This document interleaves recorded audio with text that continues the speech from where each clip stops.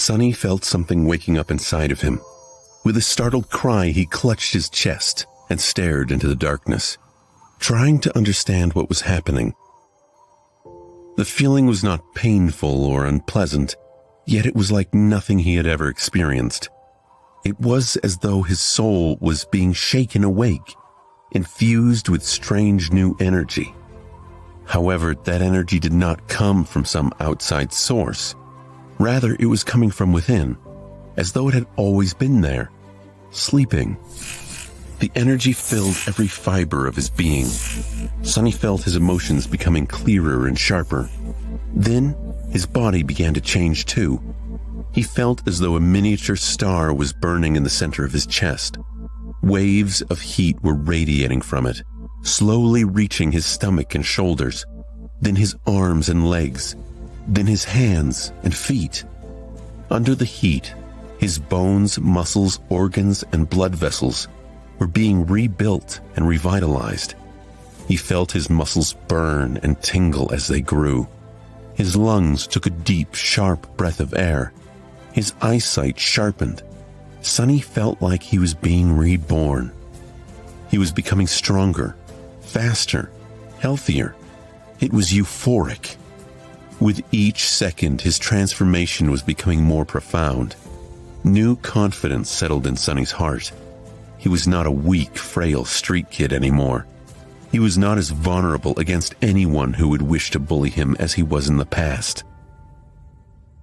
With his powers awakened, and his will tempered by the horrors of the first nightmare, he was now someone you would not want to cross. After some time had passed, the star burning in his chest finally cooled down. The heat was replaced with a soothing coldness. That coldness washed over Sunny's body, taking away all the aches and discomforts that had accumulated there over the years. His new, large muscles relaxed, and it was as if his body was dipped into a vat of balm.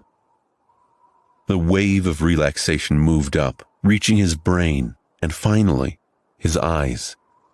His vision strangely doubled.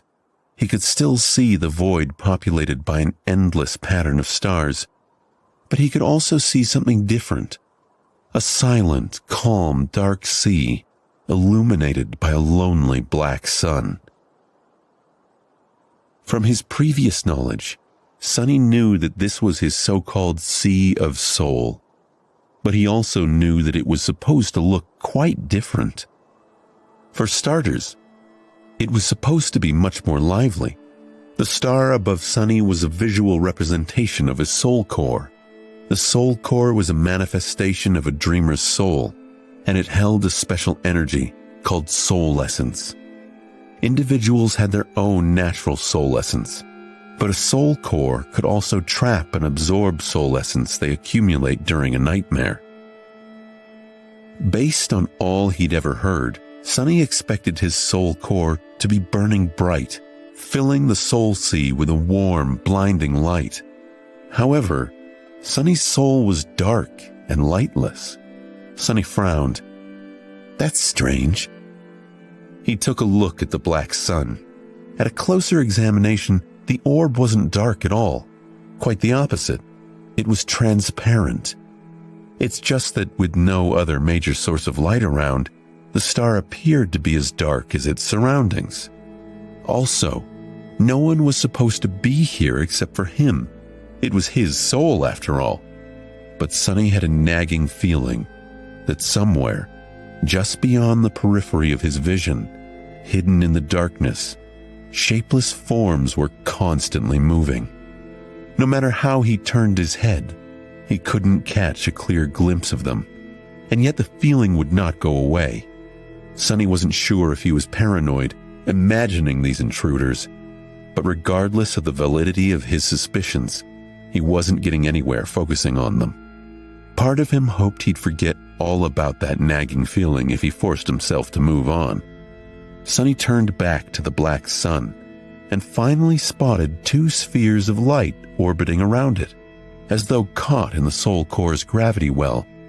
A subtle smile appeared on his face. He somehow innately recognized these orbs. They were his memories. Silver Bell, Puppeteer's Shroud. Over time, he hoped to acquire dozens of such spheres to store in the Sea of Souls. If he was lucky, he would even acquire an echo or two. Echoes operated in much the same way as memories, only rather than summonable tools, they were magical creatures forged from the soul essence of slain nightmare creatures. Dreamers who had echoes could call forth these companions to aid them in the trials. The spell's voice suddenly pulled Sunny out of the Sea of Soul. Awakening aspect ability. Sunny took a dead breath and thought, this is it, the moment of truth. Divine aspect or not, his immediate future still depended on the first aspect ability he would receive. His role in the dream realm would be based on its characteristics. If it was a combat ability, he would be most useful on the front lines of the bloody battles against the nightmare creatures. If it was tied to sorcery, he would likely become a powerful but fragile ranged fighter. If it was something having to do with utility, he would be a vitally important part of the behind-the-scenes workings of the dream realm. Utility abilities were also extremely valued in the real world, where Awakened performed many tasks that kept it going. If he was lucky, he could even become a healer. Healers were very rare, and as such, sought-after specialists. The nightmare spell rang out once more. Aspect ability acquired. Aspect ability name. Shadow Control. Sunny squinted. What did Shadow Control mean? Was that combat or sorcery? He'd not heard of this aspect before, and he was dying to learn what his fate might be. Was he going to be a frontline warrior? Or a cunning strategist? Sunny hurriedly summoned the runes. He wanted to go to the description of his new ability right away, but ultimately decided to give his overall information a look first. His eyes flit over the runes, which mostly reinforced what he'd already known. Name, Sunless. True name, Lost from Light. Rank, Dreamer. Shadow Core, Dormant. Shadow Fragments, 12 out of 1,000. Sunny tilted his head to the side. What? That's not right. Is it? Where the rank of his soul core was supposed to be written, a mysterious Shadow Core appeared instead. Sunny looked at it, blinking. He had never heard of anyone having a different kind of core before. Was he that unique? This enigmatic Shadow Core would certainly explain why his Sea of Soul looked so strange.